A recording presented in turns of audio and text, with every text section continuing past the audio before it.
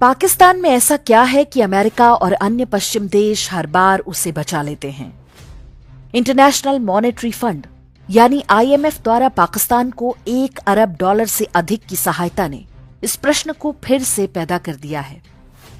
ये पहली बार नहीं, वर्ष 1958 से अब तक आईएमएफ 20 बार पाकिस्तान को दिवालिया होने से बचा चुका है।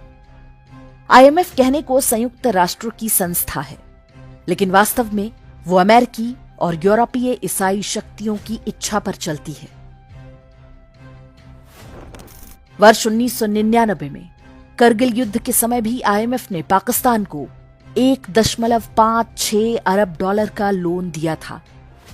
उस समय भी पाकिस्तान के आगे दिवालिया होने का संकट था, लेकिन ईसाई देशों ने उसे बचा लिया। पश्चिमी देशों ने भारत पर दबाव बनाकर युद्ध रुकवाया था, लेकिन इसका उद्देश्य शांति नहीं बल्कि पाकिस्तान को बचाना और भारत को नियंत्रण में रखना था। इससे पहले वर्ष 1971 के युद्ध से ठीक पहले आईएमएफ ने पाकिस्तान को एक बड़ी रकम दी थी। उसके कुछ सप्ताह बाद ही पाकिस्तानी सेना ने बांग्लादेश में ऑपरेशन सर्च लाइट चलाकर लाखों हिंदुओं का नरसंहार किया था। ये आंकड़े बताते हैं कि पाकिस्तान एक ऐसा खंजर है जिसे पश्चिम के ईसाई देश भारत की पीठ से सटाकर रखना चाहते हैं।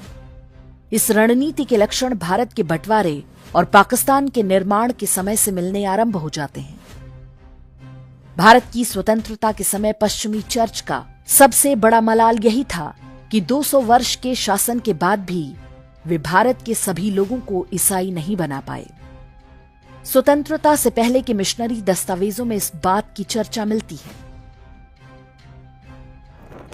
द्वितीय विश्व युद्ध के बाद विश्व भर में गोरे ईसाई देशों का प्रभुत्व तेजी से घटने लगा था।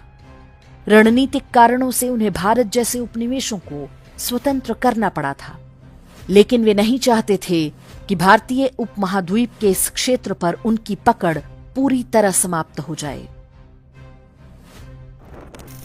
सेकेंड वर्ल्ड वॉर समाप्त होने के तत्काल बाद ब्रिटिश प्रधानमंत्री विंस्टन चर्चिल ने भारत और हिंद महासागर में ब्रिटिश साम्राज्य के रणनीतिक हितों की रक्षा के लिए दीर्घकालिक नीति तैयार करने का आदेश दिया था। 2 सप्ताह बाद चर्चिल को वो गुप्त रिपोर्ट पेश की गई जिसमें स्पष्ट रूप से कहा गया था कि भारत के उत्तर पश्चिमी क्षेत्रों में ब्रिटेन को अपनी उपस्थिति बनाए रखना होगा ताकि उसका दबदबा पूरे क्षेत्र पर बना रहे। ये संयोग मात्र नहीं कि ठीक उसी भूभाग को तोड़कर अलग इस्लामी देश पाकिस्तान बनाया गया। मुस्लिम लीग और उसके नेता जिन्ना को अंग्रेजों के इस प्रस्ताव पर कोई आपत्ति नहीं थी। उन्हें साम्राज्यवादी योजना में अपना हित दिखाई दे रहा था। ब्रिटेन को एक मजहबी देश चाहिए था जो भारत का चिर शत्रु हो और भारत अगली सदियों तक उसके साथ ही उलझा रहे। ये तथ्य भारतीय धर्म और संस्कृति के विरुद्ध एक अंतर्राष्ट्रीय गठजोड़ की ओर भी संकेत करता है। हिंदुओं और भारत के विरुद्ध आतंकवाद को प्रायोजित करने में पश्चिमी देशों की भूमिका की अक्सर बात नहीं होती है, किंतु अब समय आ चुका है कि पर्दे के पीछे छिपकर वार करने वाले सभी शत्रुओं को पहचाना जाए।